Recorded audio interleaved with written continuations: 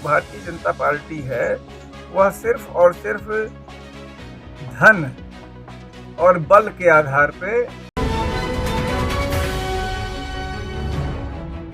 रायबरेली में आजाद अधिकार सेना के राष्ट्रीय अध्यक्ष अमिताभ ठाकुर ऊंचाहार पहुंचे, जहां उनका कार्यकर्ताओं ने स्वागत किया। उसके बाद पत्रकारों से बात करते हुए स्थानीय मुद्दों के साथ बीजेपी सरकार पर निशाना साधते हुए जमकर आरोप लगाए। अमिताभ ठाकुर फतेहपुर जिले के खागा एक कार्यक्रम में जा रहे थे, तभी उनका काफिला रायबरेली के ऊंचाहार में रुका और उन्होंने रामलीला मैदान में प्रेस कॉन्फ्रेंस करते हुए स्थानीय मुद्दों की बात उठाते हुए एनटीपीसी पर यहां की जनता के साथ सौतेला व्यवहार करने के आरोप लगाते हुए कहा कि एनटीपीसी अपने परिक्षेत्र में कोई भी विकास नहीं किया। एनटीपीसी के राख और धूल के कारण लोग परेशान हो रहे हैं, बीमार हो रहे हैं। वहीं उन्होंने बीजेपी पर निशाना साधते हुए कहा कि बीजेपी अपने दलबल के साथ दूसरी पार्टी के नेताओं पर दबाव बनाने का काम कर रही है। सपा विधायक मनोज पांडे के बारे में कहा कि उनके खिलाफ भ्रष्टाचार और ईडी की जांच का भय दिखाने का काम किया गया। देखिए, मैं अमिताभ ठाकुर हूं, आजाद अधिकार सेना का राष्ट्रीय अध्यक्ष हूं। यहाँ आने का मुख्य उद्देश्य हमारी पार्टी इस इलाके में हम अपने जो मूल उद्देश्य हैं अन्याय, अत्याचार और भ्रष्टाचार के विरोध, उसके संदर्भ में हमारी पार्टी के संगठन को खड़ा करना, सामने लाना और पार्टी के मूल उद्देश्यों पर काम करने के लिए अपने साथियों से बातचीत करना एक उद्देश्य था। यहाँ जो एनटीपीसी का प्लांट है उसको लेकर जो तमाम अनियमितताएं आई हैं, बताई जा रही हैं, उनके संदर्भ में प्राथमिक जानकारी प्राप्त करना। जो बातें एनटीपीसी ने अपने यहाँ पर आने समय, यहाँ प्रारंभ करते समय जो वायदे किए, उनका जो घोर उल्लंघन हो रहा है, उनके संबंध में अपने पार्टी के लोगों को कार्य करके जो मूल उद्देश्य हैं उनकी प्राप्ति में अपना योगदान देना, यह उद्देश्य था। और साथ ही साथ जिस प्रकार से मौजूदा सरकार में तमाम एक पक्षीय कार्रवाई हो रही है, जो पुलिसिया राज स्थापित किया जा रहा है, अभिव्यक्ति की स्वतंत्रता का हनन हो रहा है, उसके संबंध में विरोध करने के लिए, अपनी बात लोगों तक पहुंचाने के लिए आज का यह हमारा आना था और इस संदर्भ में आप लोगों से बात हो। सर, लगातार देखा जा रहा है कि कई पार्टियों के नेता, चुनाव आ गया है लोकसभा का और सब इधर से उधर भाग रहे हैं।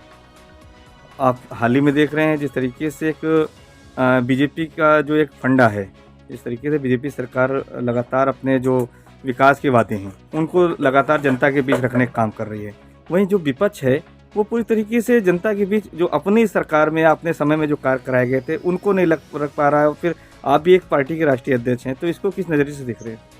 देखिए, मैं यह मान रहा हूँ कि जो भारतीय जनता पार्टी है वह सिर्फ और सिर्फ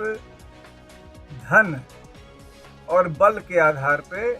अपना प्रभाव, अपना प्रभुत्व स्थापित कर रही है। और जिस प्रकार से एक समय कहा जाता था कि अमेरिका अपने धन और बल के आधार पे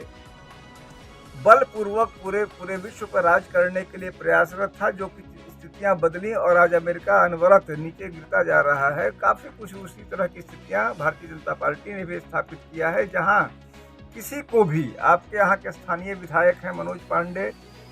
किसी भी तरह साम दाम दंड भेद से हर व्यक्ति को अपने साथ ले लेना, डरा के, धमका के, किसी को ईडी का भय दिखा के, मनोज पांडे जी के बारे में कहा जा रहा है विजिलेंस जांच चल रही थी उसका भय दिखा के, हर प्रकार से लोगों को भयभीत करके या उनको लोभ दे के, प्रलोभन दे के, कुछ न कुछ दे के विपक्ष को तोड़ फोड़ करना, यानी कि न्याय और लोकतांत्रिक रीतियों नीतियों का पूर्ण उल्लंघन करते हुए केवल ये प्रकार पार्टी को बढ़ाने का प्रयास करना, जनमत और वास्तविक मूल्यों के विरुद्ध केवल ताकत की ओर बढ़ना, यह भारतीय जनता पार्टी की प्रकृति और प्रवृत्ति बन गई। सर, अभी हाल ही में समाजवादी पार्टी के आपने विधायक की बात की, मनोज पांडे की, जो पूर्व की सरकार में केंद्रीय मंत्री भी थे, उन्होंने